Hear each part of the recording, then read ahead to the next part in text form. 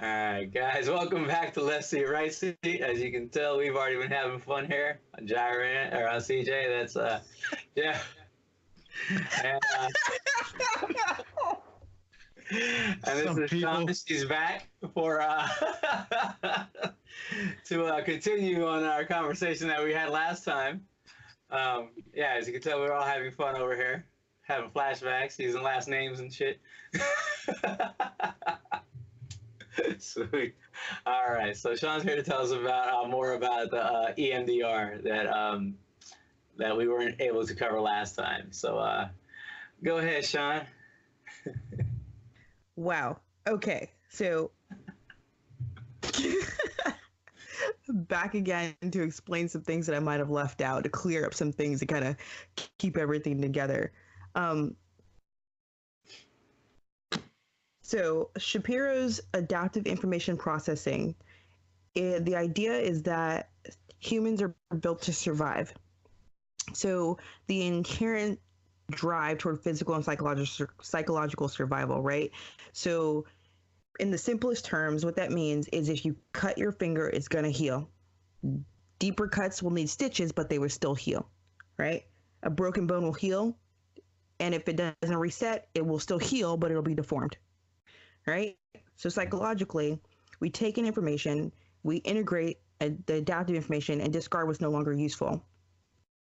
So when the memory network kicks in, right, it goes from the thalamus to the amygdala to the hippocampus to the prefrontal cortex, generally.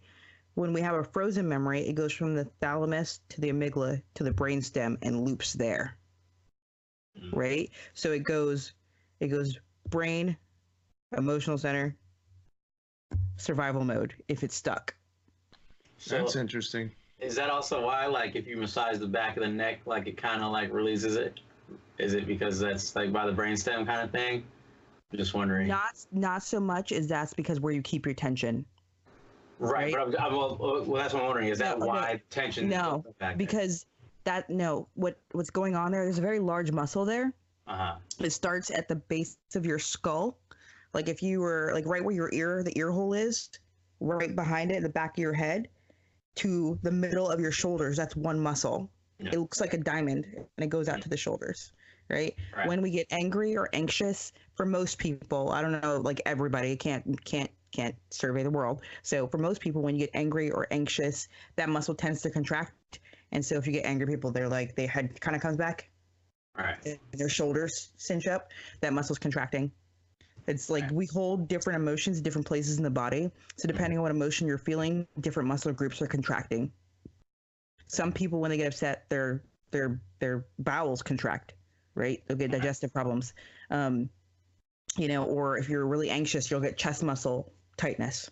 So that just like wherever you hold your stress and you're actively removing the stress, that's why that muscle group does that. Nice.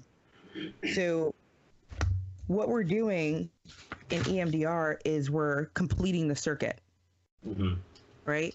We're taking the memories out of that loop, out of the thalamus, amygdala, brainstem loop, and re-adding in the hippocampus and the prefrontal cortex. So we're taking it back out of short-term memory and putting it into long-term memory. Gotcha. Right? So the analogy we were given is like working with documents on a computer. The Word document is developed in the computer's working memory. Once completed, the document is saved. It's consolidated and stored in the hard drive, right, which is the hippocampus. Then the document is reopened, you retrieved it, and you're working on it, your working memory. Once completed, the document is resaved in the hard drive, the hippocampus. So saved as memory stores and updates, like your brain keeps updating memories. Gotcha. Right? So with EMDR, if we put you in an optimal state, your brain will update those memories that have been like set, like a little misaligned. Right? Does that make sense? Yeah, it makes sense. It's just fascinating. The fact that it can actually do that is amazing. Right. Yeah. And when I was talking with a client the other night, I had a realization of this other analogy that makes a lot of sense, right? So when we're processing, you know how I kept saying the brain keeps processing? Yes. And that's kind of hard to think about when you're like, what do you mean the brain keeps processing, right? So imagine your brain is a can of soda. I shake up said can, right? EMDR, I shook up the can. If I put the can down, is it still buzzing? Is it still busy? Yeah. It takes some time to settle out.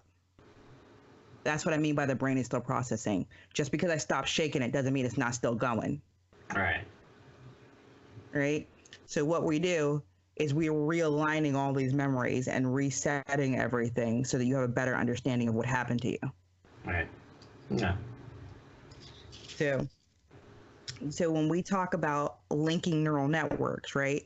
So like if something happens to you when you're 7 years old, if something similar happens when you're 14, your brain links it to what happened when you were 7. So something bad happens when you're 7, and let's say your dog gets out and bites somebody, and you tell yourself it's all your fault. Mm-hmm. Right? So you have this fear of failure, fear of hurting people, or you think that you can't succeed or something, right? All because that one incident. Then every time something similar happens, it links to that same memory. Right? Mm-hmm. So if we go in, and the term we use is clear out the original memory. Yeah. When you were 7 years old, all the other memories will realign. Oh, interesting. Right. Okay, so like you just got to find that one base memory. Right. But when you're dealing with somebody with like single incident trauma, as in a car accident, a wreck, or an incident like a mission, we're just cleaning up that mission. Yeah. Right? You're not going back to do other stuff. All right. Right? So which in some cases can make it harder to treat. Because if you're identifying with a base memory somewhere along the line of why you got into the same situation, it may not clean up as easily as you would like, or it might take longer. Right. I mean, as you're saying that, I was thinking about that because you were saying last time, if people had trauma before, then they're more likely to be traumatized again. So then if you're just dealing with that base mission and there was an underlying reason he was traumatized on that mission, well, you now have to. You're gonna have to. Will that just ease the pain of that mission? Right. But still cause the pain from the other trauma, the earlier trauma. Or you might not understand why your behaviors keep leading you to the same situations. So a good example would be people dating the wrong people. Right. Yeah. And not understanding why. Right. That was exactly what I was thinking. Right. We all know that. We all know that person, right? They're in chronically bad relationships, and you're just like, "What the hell are you doing?" Right? And that if somebody with chronically bad relationships most likely stemmed from a childhood experience with a caregiver. Right.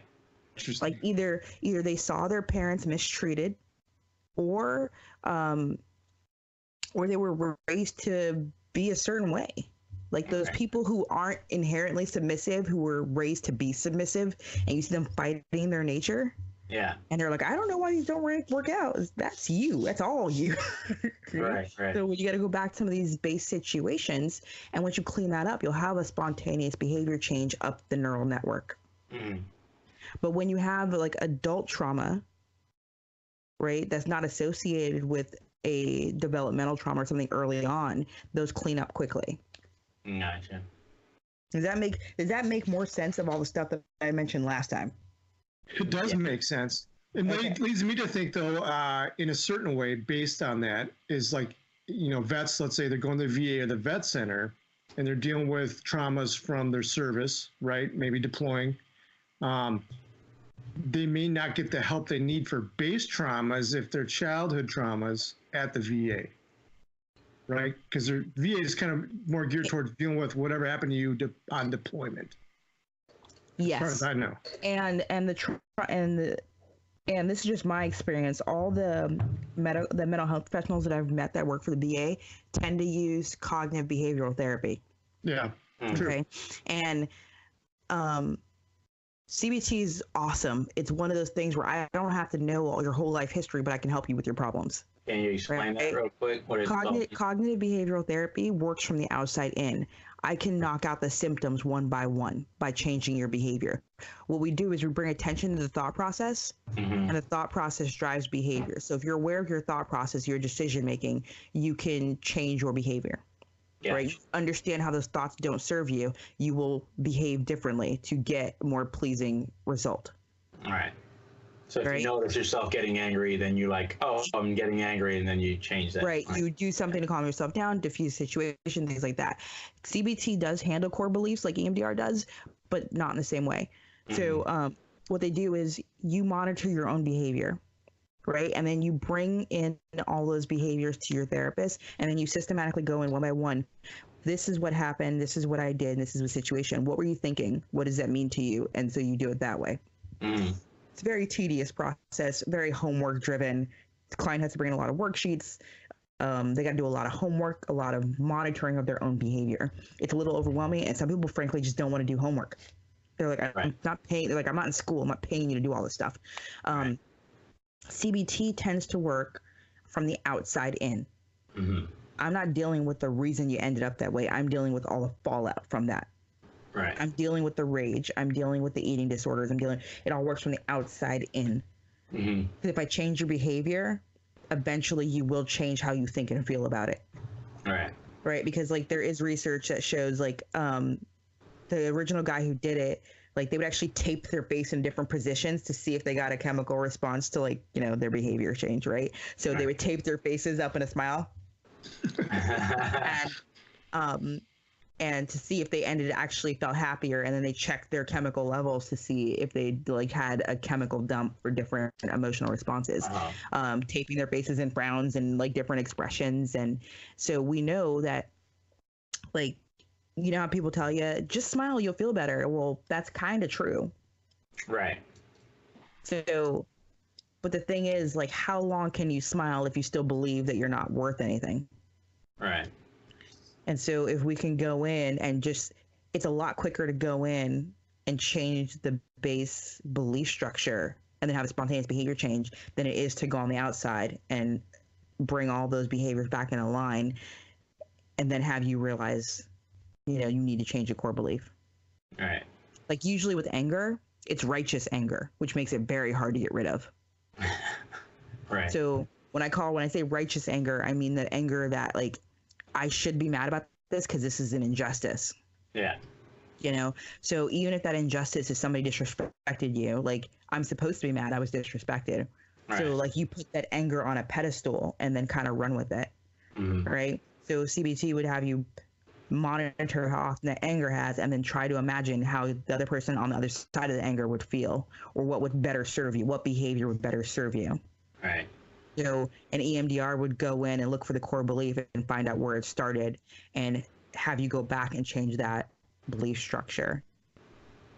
So they seem complementary in a certain way. They do, but one works from the outside and one works from the inside. Sounds cool. And has anybody ever like double teamed these or whatever, you know, use both?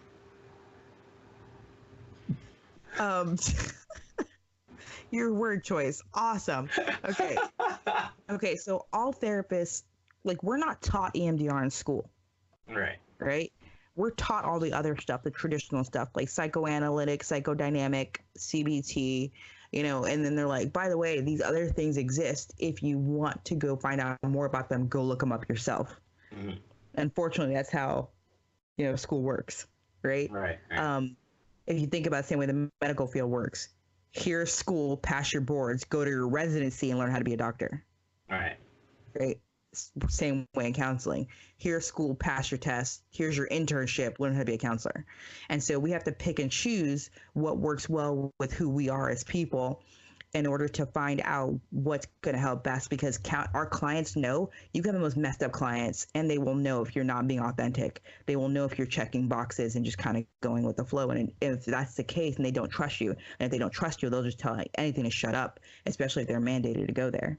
And so we have to figure out which modality, which there are plenty of modalities for counseling itself, which fit us. And my personal choice is that we have to stop looking at people as a pile of symptoms. Because when we compartmentalize, we're dehumanizing. You're a person. Everything that happens to you affects all of your life and everyone that's around you. And if we do that, so I typically start with, when's the last time you went to your doctor? When's the last time you had a physical? Because if you tell me, especially if it's a woman, you tell me I haven't gone to the doctor since my kids were born, then you're last on your list for care. You haven't taken care of yourself. So, So I tend to fall under wellness, and EMDR fits in there because if there's something keeping you back from being your best self, I can go in, like surgically take care of that, and then put you back on this path to be the best whole version of yourself. Not the best mom, not the best worker, or the best soldier, like the best person that you can be as one whole unit. Yeah. Well, that's exciting to have a tool like that. I think it's amazing. Yeah. And so like when we went to this training, they're like, you're gonna have to do a lot of psychoeducation, a lot of explaining. Mm-hmm. Right? Because when you don't give people information, it's like you're kind of holding it for yourself to keep the power. And as long as we tell our clients exactly what we're doing, then they have that power too. Like they're empowered to make choices. Is your treatment. You should have a say in it. Yeah. And so I think that's why we want to talk about it too, is like that, and that's what CJ and I are trying to do, is put some more information out there so people have the power to make these decisions, to be successful in whatever direction they want to go in. And this is one way to like a lot set of people on that path, Like a lot of people don't realize you can fire your doctors and you can fire your clinicians. Well, I realize that. Right. But you didn't realize that before you had a meltdown, right? So Fire people all the time.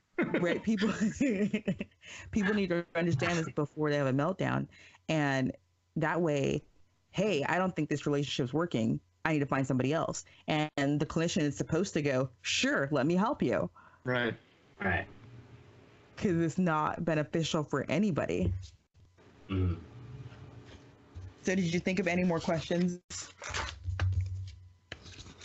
For you? Yeah. Well, I think we got rid of or did we go over the sticking point? I think we were talking about that. When not to do it? Yeah, we can go over that too. I just think if we did mention it. Like the only people that we don't do this with are women in their first trimester, and we go and we take it very, very slow with everybody else. I've heard of counselors doing this with people with complete splits. Their DID, dissociative identity disorder, what the movies call multiple personalities, and reintegrating, getting the person back to one whole person. So I've heard that it's possible. I've never seen it, but like I've heard it's possible. So if you could do it with that person, then the sky's the limit. As long as they're cognitively aware, as long as they don't have any cognitive deficits, And that one's with the EMDR. They did that. Right. Crazy. What about like injuries, like actual physical brain injuries or anything like that? So. Be a case by case thing. Yeah, it's a case by case basis. They've done it with children who are partially verbal, so I would assume so. Okay. And they've done it with children as young as 2. Fascinating. Oh wow. It's just a different way of doing it. So with children that young, you wouldn't do eye movements, right? You would use the buzzies like you used. Yeah. You'd put them in their socks. Really? You'd put them in their socks or in their pockets, and you would tell them a story, right? And you would tell them the story of what happened to them, and then you would change the ending. Right? So the example we got, this young boy, when he was 1 year old, he saw his father murder his mother. Wow. And so he's 2 now and having night terrors. Yeah. He's been readopted. He's in a loving family now. He's secure, but he's having night terrors. And so what they did is they told him the story of how he saw his mom die and said, well, now you have mommy number 2 and you're safe. And they kept telling him the story with this new ending that he's safe and secure. And the night terror stopped. All right. With the buzzies turned on in his socks. Okay. So it wasn't like just completely changing the ending of the story, like, and your dad didn't kill your mom. He was No. We always start with the truth. Okay. Right? So he said, like, with the way they explained it, they're like, you saw daddy get mad and daddy hit mommy and mommy died. Okay. And now you have a new mommy who loves you. And your new mommy and your old mommy, they said mommy number 1 and mommy number 2. And mommy number 1 is in heaven and she's very happy that you're safe and you have a new mommy. Like, right? They changed the ending. Yeah. Okay. Gotcha. So they just added on the happy ending to that story. Right. Gotcha. Okay. All right. And so, like, you use tactile stimulation with kids usually because they're just their attention, they have the attention span of gnats anyway. Even healthy children have the attention span of gnats. So you can't really do eye movements on really small children. Right. Yeah. And okay. I feel like there's a lot more applications to this, and we could go on all day long. But that's a cool example. Well, there are, and that's what the thing is. Because it was so effective with trauma, all the research money went into vetting this for trauma. But the truth is, a lot of other therapists have used it for a lot of different modalities. Like I looked up the whoever was certified in our city and the three surrounding counties, and I found one that's using it primarily with eating disorders. To get what? Eating disorders. Eating is nice. Because if you dig deep enough with an eating disorder, you're most likely dealing with a trauma, because overweight is not seen. Right. You know, so. Or if it's a power control, like I had super controlling parents who wouldn't control their lives. They tend to want to control everything they put in their mouth. That's when you end up with anorexia. So like there's just different aspects to eating disorders that are just heavy in trauma. Depression and anxiety, we call those the small T traumas. Like you have an anxious response to something set that pattern in your brain somewhere. There was an incident usually. Gotcha. And so like they're using it with a lot of different things. Another example, we were told a small kid wouldn't use the potty. And so I think it was fear of pain, because he was chronically constipated. And so they did EMDR for the fear of pain. And so he was able to go to the bathroom, because the other option, the doctor wanted to do exploratory surgery. So this was an option before the doctor went cutting open a kid. So, and it worked. It was a doctor's suggestion. He was like, listen, let's go back and check psychological before we do medical intervention. And it turned out that it worked. Oh, well, that's good. So what about using this potentially to enhance performance somehow? Somebody is doing that research. Cool. I don't remember his name, but somebody is doing it. There's people doing research on performance enhancement. That's interesting too. That just popped in my head. So I was thinking about it too, because like when I was thinking about it, I'm sitting in class going, how many bad habits could I get rid of? Right. Right.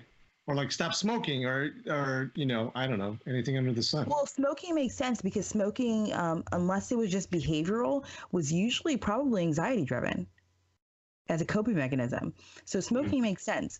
But I'm talking about like basic stuff like procrastination, like those bad habits. Mm-hmm. Right? Like hitting snooze 5, 10, 15 times. Right. Like I don't do that anymore. I used to be that person who would hit snooze 5 times in a row. And that I just had to get over myself and just stop it and just get out of bed. But like I still procrastinate, and most of the time if I can get into a good pattern, I won't do it. But like I run on like on pressure sometimes, and it doesn't feel good, but it works. Right.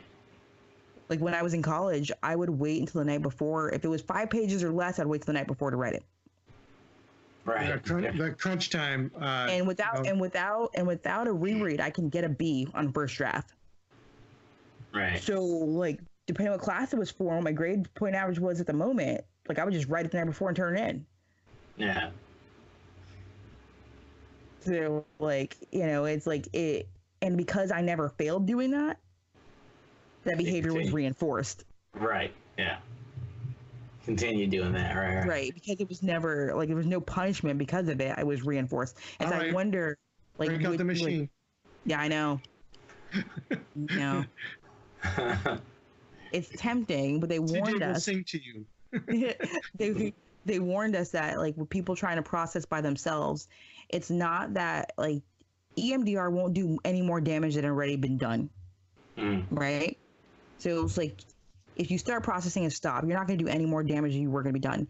But if you dissociate and you get lost, and like I don't know that I have some weird trauma and I flashback or something and I get stuck in a flashback or something, like that's possible. Yeah. It's not going to do any more damage, but it could, like, you could get stuck. Yeah. And so like you got to be careful. So I said don't do it by yourself. Mm. Because some people, like, it's not necessarily repressed memories. It was your brain protecting you from yourself.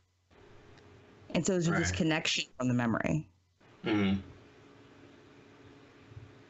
Like, we had our supervision call today, and I heard about somebody who was experiencing that. Like, somebody who didn't have flashbacks for years. Like, she had EMDR years ago and it worked. And then a new memory popped up with a flashback. Oh, wow. So, like, this person was, like, you know, super up on every modality and tried to treat herself. Like, what if she got stuck in that flashback? Right. You ever seen a weird movie at that point? Have you ever seen somebody in a flashback? No. Potentially. Yeah.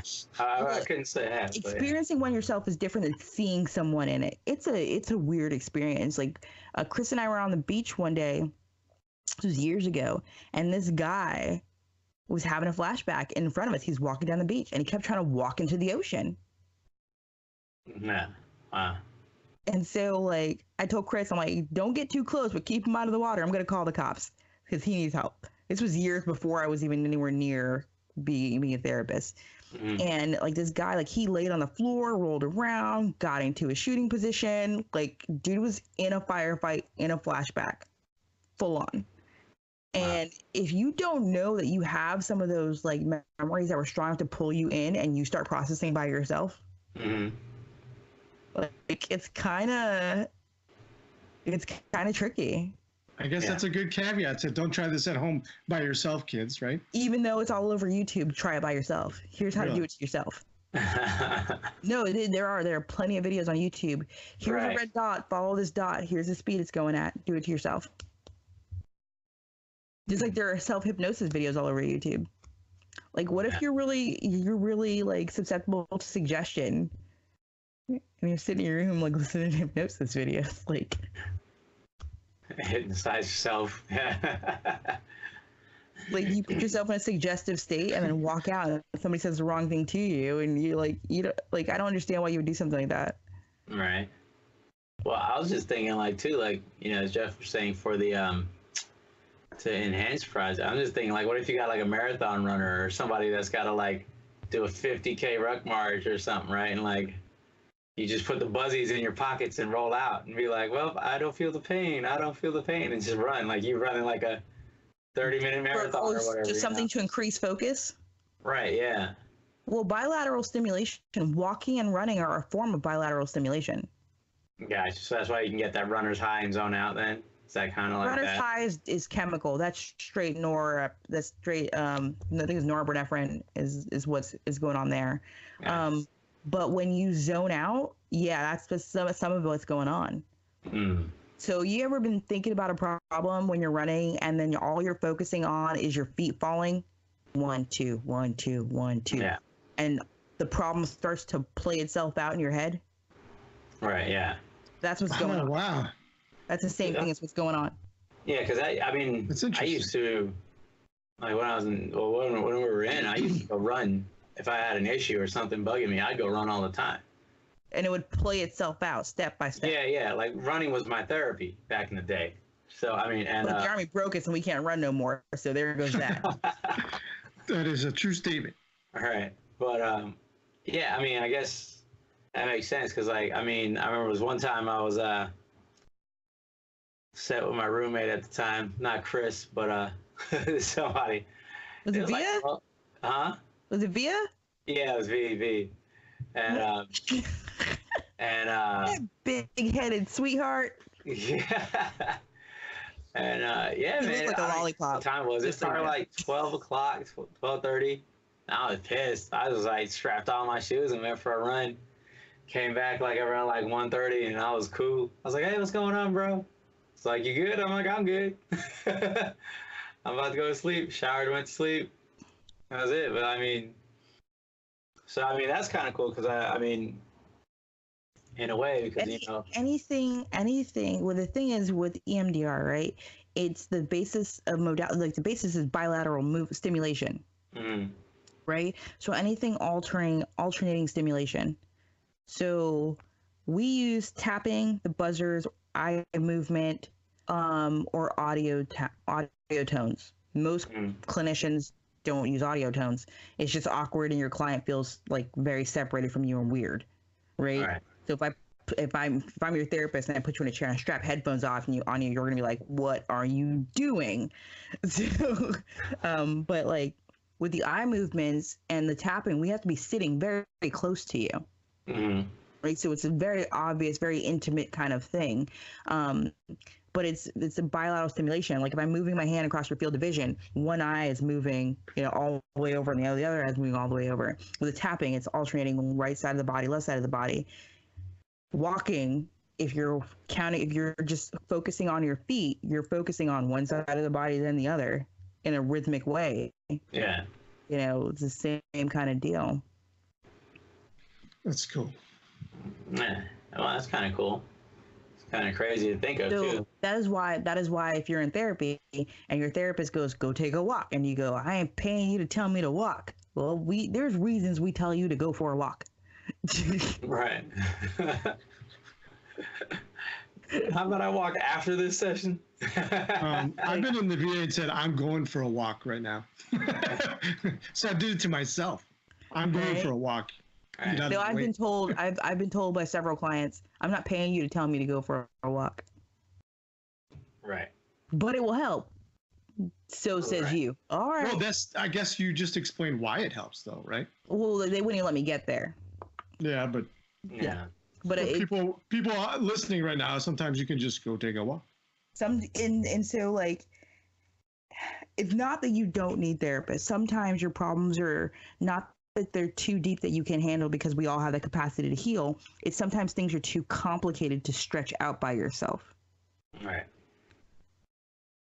Like we all have that capacity to heal, but sometimes you need someone to hold your hand as you're walking this path. Mm-hmm. That's what we're here for. Gotcha. That's a good point. Maybe we should do a reminder of how to find EMDR practitioners. So if you go, since the national organization that approves our training is EMDRIA, right? EMDR International Association. You can find them at emdria.org. If you go to their website and go to, there it is. About us. Oh, my bad. There's a big button on the top of the screen that says find a therapist. Yeah. That makes it easy. A big button. You're looking for people that are either trained, but preferably you want somebody certified. Okay, so training entails is 40 hours of training and 10 hours of consultation or supervision, where for 10 hours we talk to someone who's already trained, certified for 10 hours, explaining to them our cases, and they walk us through any mistakes or hangups that we might have. Mm-hmm. Right? If you want to be certified, you got to do an additional 20 hours to make sure that you're proficient in these things, and that you've been a clinician for 2 years, and just making sure that you're on your game. Right? You want somebody who is committed to this. All right. In order to do it. There are people that are trained, but you want somebody who did training that was EMDRIA approved, because there are companies that are saying, here's this 2-day class and you're going to be good in EMDR, and that's not really true. Gotcha. Like the Francine Shapiro, the creator of EMDR, is like, no, you need somebody who's EMDRIA trained, or by her institute, which is the same level. Right. So the EMDR Institute. So if you want those are the two things you need to look for. You just want somebody who's had the full training and knows what they're doing and has a support system to help if somebody gets stuck. Gotcha. Because there are other organizations who are like, this is how you do eye movement. You've had 2 hours, now you can go do it. It's, like you don't want your doctor taking a CEU in surgery, right? Right. Yeah. Yeah. We're learning how to do a tummy tuck by YouTube. So I'm just. What do they call somebody who graduates med school with a C average? Doctor. Yeah, doctor. but they still went to medical school. They didn't watch YouTube. That is true. That is my point. Like, the difference is, like, someone who is trained still got the full training. Just because they didn't get certified doesn't mean they're not capable. They just mean they just didn't get certified. That's the difference, right? As long as they're trained, I would be okay. As long as they were trained, because if you live someplace like where I lived, there are very few people that have been certified. Like, I only found 2 in 3 counties. Right. There are like I actually just looked it up people. near me, and Right. I found 4 people. Right, but there are probably 3 or 4 times that have been trained. Yeah. Mm-hmm. If you have somebody who's actively using it, just like any skill, as long as you use it, you'll be proficient at it. Some of those people who have been trained have never used it. Right. Right. So you just got to make sure the person is actively using that in their practice and they know what they're doing. Like I said, you can always interview your therapist. What are you using? Hey, these are the approved treatments by the VA. Are you doing any of these 5 treatments? Mm-hmm. Right. Right. So just like I went, like the PTSD, ptsd.va.gov, right? They have on the left side, they have a link that says treatment, understanding PTSD treatments, and then treatment basics. And then it tells you which treatments have been approved by the VA. This is the trauma-focused psychotherapies with the strongest evidence are prolonged exposure, cognitive processing therapy, and eye movement desensitization and reprocessing, or EMDR. Mm. So those are the ones.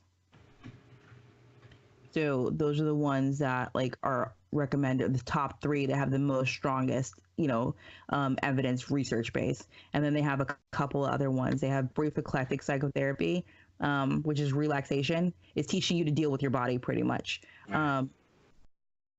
And be able to recall details without like having an exposure, just an event, about it. Right. And then narrative exposure therapy.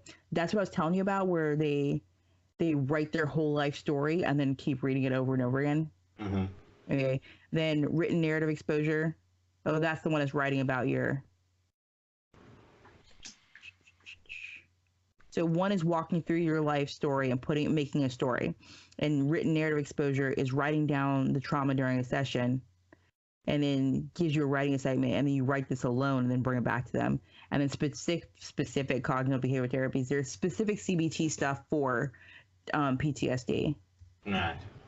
And then obviously there's drugs. Right.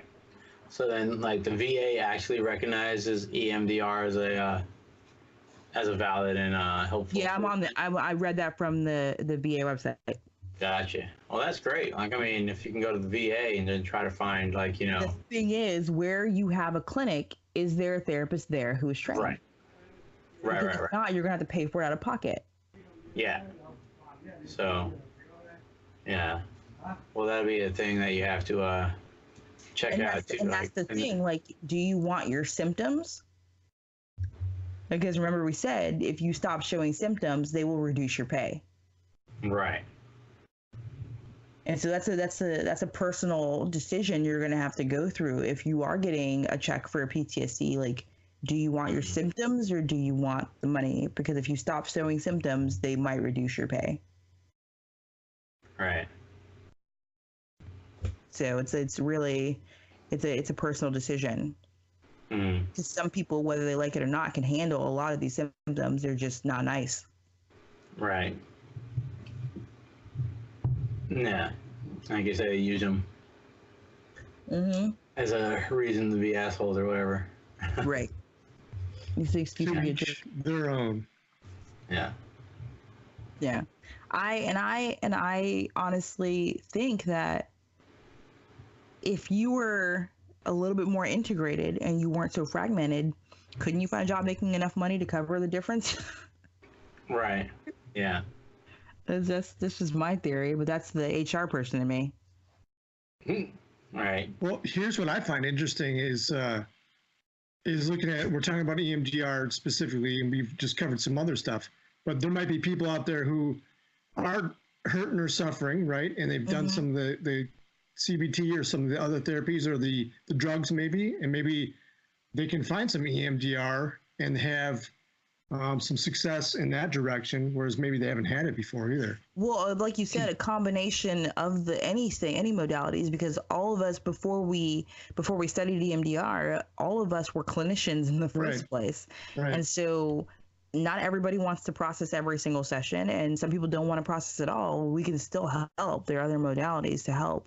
But if we're doing talk therapy, and we've been doing talk therapy for a year, and you've got no movement on any one of your treatment plan targets, then maybe EMDR might help get you unstuck and moving toward the right direction. Mm-hmm. That's a cool potential right there. Yeah. I mean, that'd be great for anybody, right? I think with anything, so any kind of trauma or just, what, like you're saying, whatever else, other treatments they use it for, Yeah. like just getting past it, I think, and getting through it and over it would be lovely. Yeah, it'd be great. So, that's good. So, I mean, and yeah, I think we've covered most of what you wanted to go over. Right. Yeah. Tonight. Basically, for more information. All right, we got the sites and So is there anything else that popped up for either of you guys when we were doing this, or? No, I think that was it. I just think that I jumped right into processing and left out all the theory behind it and why it was supposed to work. And that's what new therapists tend to do when it comes to learning something new. We're like, let's just try this. Let's see if it works. All right. Well, some people aren't going to want to know that either. Probably, right? I mean, what do you mean? Be like, well, I think they don't really. Some people don't care about how it works. They're like, does it or doesn't it? Let's do this. Yeah. Right. They do. Other people want to know every nitty gritty detail, I imagine, and to help them, I don't know, move along. Supposedly. Well, there are some people that are inherently resistant to everything, and giving them extra information kind of leaves them a little bit more open to trying new things. Mm-hmm. Because you're running into those people. I just want you to fix me. Can we try this? That sounds dumb. No. You're like... Right. You are a saint doing what you do, I swear. Which happened on Thursday. And I'm like, can we try this? No. You gonna shave some magic stick at me? I'm like, no. What? But I'll have my son make you one. I don't know what you mean. Right. Yeah, I think. Yeah, I don't know that I would be, if I had issues, like I don't know that I would be resistant to solving them. And it's not because they're just resistant to solving them. The resistance may not be as obvious because some people are like, the negative belief is I'm so broken, I can't be fixed. Right. So why even try? Right. So they're not putting forth any effort and they don't believe anything they try will work. So sometimes the resistance isn't as obvious as you're dumb, I'm not doing that. Right. Right. Or they're just reluctant because they think, because like we have to tell people in most therapies, things are going to get worse before they get better. And then when we say that, they're like, my life is pretty messed up right now. You're going to make it worse? Don't do that. Well, I mean, that's just like remodeling a house, though, right? Like, it's going to get worse before it gets better because you got to tear down walls and remove plumbing and doing all kinds of stuff before you get your nice, Right. whatever, bathroom or whatnot. Right. And then you have the people who are comfortable in their despair. They don't know anything else because they might have had some, so there's a study that was done years ago. It's called the ACE study. Mm-hmm. Adverse childhood experiences. If you have so many of these characteristics, you're more likely to be traumatized. And they're as basic as, do you have two parents in your home? Right. Right? And so when you start racking up numbers on the ACE score, you're more likely to be traumatized. So some people might not realize that they have background trauma and they're just kind of like, they're comfortable where they're at and they don't want you shaking their little boat, no matter how many holes are in it. Right. Even though, just like you said, in order to build you a bigger one, I got to tear up the one you're on. Is that ACE a standard thing though? Then when you start a therapy, are you doing the ACE as The well ACE as? test? No, not typically. It's I don't know anybody who actually breaks out that test unless they're, because like I've done enough reading that I assume most people have got something. Sure. Just based on my background, I just assume somebody's got something. If you're in my office. If you're in my office for any reason, you got something. Unless it was a car accident or something like you got shot at by some freak of nature that you were in the wrong place at the wrong time with just a single incident trauma, everybody's got something. It just might not be big as something than a guy next to you. Right.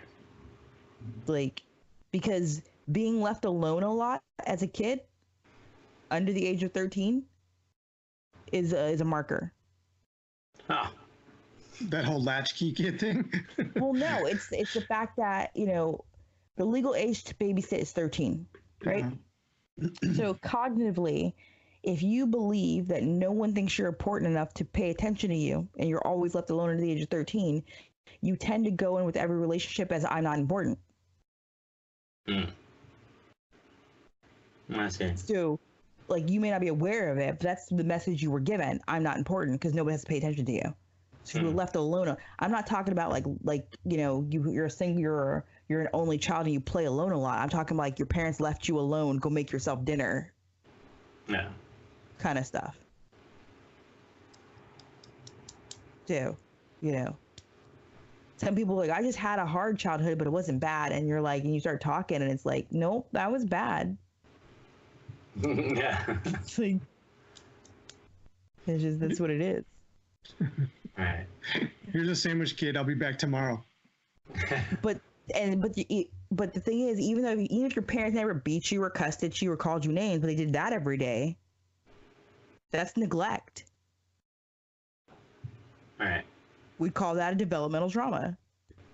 Don't you think though that in a certain way though that's only in a modern society? That's only a recent thing, really. I'm thinking like the human condition from way back when, like. In the human condition from way back when, so we're talking like hunter-gatherer, caveman stuff, right? Well, I mean, from then till now, right? Right. Kids wouldn't have been left alone; they would have been given to the neighbor, or grandma, or aunt or uncle. Remember that old saying, "It takes a village." There was always an adult around. I suppose you're right. Right, but now, here's a sandwich. I'll see you in the morning. I got to go work the night shift. Don't leave the house. Totally different. Right. Totally different. The support networks are strange, and we're now like the last generation in our generation. Those of us born in the 80s, we are the kids of, and we are the parents of people who moved away from our families. Right. So the generation before us and us, it's normal for us to not live in the same city, let alone the same state as our families. So we have a smaller support network than traditionally. Makes sense. Right? Yeah. So, feeling that. Right? And then drop in a veteran, once you joined, you're never near your family. Right. So somebody's like, where are you from? And what's the answer? A lot of places. Right? Today? Yeah, the answer is a lot of places. And then, when I say that now, I realize that I've lived here in Georgia longer than I've lived anywhere in my whole life. Yeah. Where are you from? Here now. That's what I usually say. Here now. Home is where my ass is. Right. And so, how many times have you moved? That's on the ACE test, too. Mm-hmm. Any military kid is on that list now. Any brat is on that list. How many times have you moved? Right? Yeah. It's not like your parents moved once. Your parents moved 15 times. Like, we know people whose kids have moved 10 times in 10 years. Right. And so, that damages because that child never was able to form social support groups that they do as children. and learn how to navigate the social world. Because every time they form a social support group, they have to move. So I always assumed those kids were more resilient somehow. They are, but their resiliency does isolate them socially. Okay. And isolation causes problems. We're pack animals. We can't be isolated. All right. Like, we want to deny that. All biology shows us we are pack animals. We need people. Mm-hmm. But when our natural inclination is to stay away from people, stuff goes bad. Right. Think of all the times you try to do a 2-man job by yourself and it just did not work. Yeah, there's a lot of pain and suffering in that. Can't hold hold the stuff up and then put the tools on it. All right. I don't know what I'm saying anymore. Well, I was doing that playing video games the other night. All right. And that's it. This just is what it is. Like, when we think of all, and it's not so much as, like I said before, when we're talking about parenting, it's not so much that this is inherent, like I'm trying to damage my kids. Some of this stuff just happens because of the lives we lead. But as long as we're aware of it and make efforts to correct it, you're not doing any long-term damage to your children. Which is why the Army, like, probably started the MFLAC position, you know? Now there are counselors wandering around the units. That's news to me. There are counselors assigned to units now. I didn't know that. So, and so they're a point of contact to the unit, but there are counselors literally on every post, walking around post. They're not in an office. They're just walking around post, handing out their card. Here's my phone number. I'm a counselor. If you need to talk, let me know. Wow. Right? And if it's a normal, like, everyday stress kind of problem, the counselor helps them through it. And if it's something bigger, they go to behavioral health. But they have counselors that is not going to go on record anywhere to talk to you now. Mm. Like, I met one when we were in, where were we? Iraq. It was, and it wasn't an MFLAC, it was an Army counselor found me in Iraq. And she's like, you need to talk? She's like, why are you over here? And I was like, I sleep here. She's like, well, why aren't you in the female tent? I go, because I'm a member of this squad and this squad needs to be together. So I sleep here. And she's like, well, how does that make you feel? I'm like, what are you looking for? Right. It was one of those. You probably understand her better now, huh? I do understand what she was doing. I probably shouldn't have been so mean to her. But she was digging for stuff wrong where there wasn't. Right. Because in that situation, she expected it to be conflict, but I was comfortable where I was. Right. So, like, she was, like, asking questions, like, if I felt safe or something like that. I'm like, I'm safer here than anywhere else. I'm sorry that, like, you're worried about that, but, Right. like, it's just okay. But yeah, we had she was a psychologist or a social worker. She was I think she's a lieutenant or a captain, just wandering around talking to people when we were in Iraq. That's a job, man. Yeah. That's different than what we all did. All right. Right. Yeah. There was a Navy social worker in my training. She was cool. She was cool people. Cool. Yeah. Yeah, that sounds cool. I mean, especially like now knowing that, you know, you just randomly call up somebody and be like, hey, this is not on record, and we can help you through it, you know. Right. As long as you're not trying to hurt yourself or somebody else, they'll help you. Right. So right. if not, will carefully and cautiously get you over to behavioral health or the appropriate Advise people. you. Right. Right. Carefully walk you over, you know, make sure you're safe. But, like, other than that, yeah, it's a different world. And I wonder how many problems would have been diffused when we were in if we had MFLACs then. Right. I don't know. Some, you know, there's always the people who are going to abuse it too, right? Oh no! Like, I met commanders who were of that note. They're like, I'm so sick of them saying that they need to go talk to somebody when I know they're just trying to get out of work. Yeah. Right. I'm like, so go talk to the MFLAC. And he's like, what do you mean?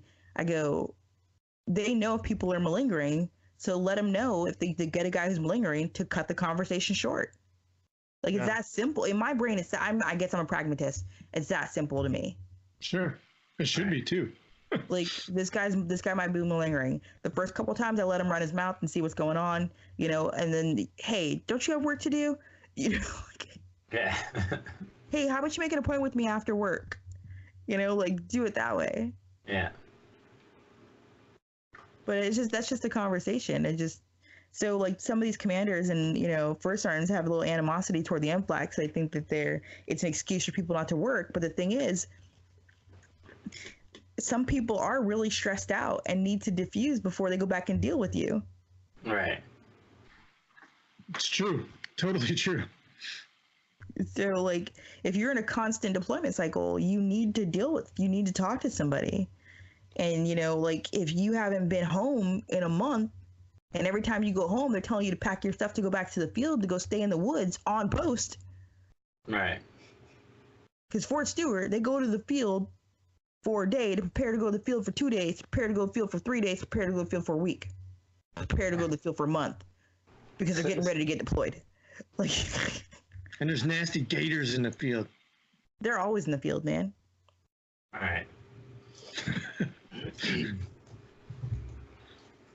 Yeah. We don't have gators up here, so I don't play with that. There was a gator in that pond behind my house. It was there last summer. That has to be taken care of. You just can't leave that thing to run around. You got to take care of that. You got to make some boots. You forgot that we're in Georgia. If the animals aren't bothering anybody, nobody's coming to get them. And the animal wasn't bothering anybody, and he eventually left. I'm just saying, man, the tails are supposed to taste good, and just get out there and make it happen. So I always liked Alaska, like no poisonous snakes, no spiders. Because it's too damn cold. I know, but then there's big bears that eat you. So, I mean, it's a trade-off. Or eagles that'll come steal your dog. I never saw that, but that's cool. Man. That'll happen here in California. Coyotes. Oh, man. Cool. So, all right, guys. Well, I think... we solved it all once again. I think that's it, yeah, for today. You know, now we're talking about gators.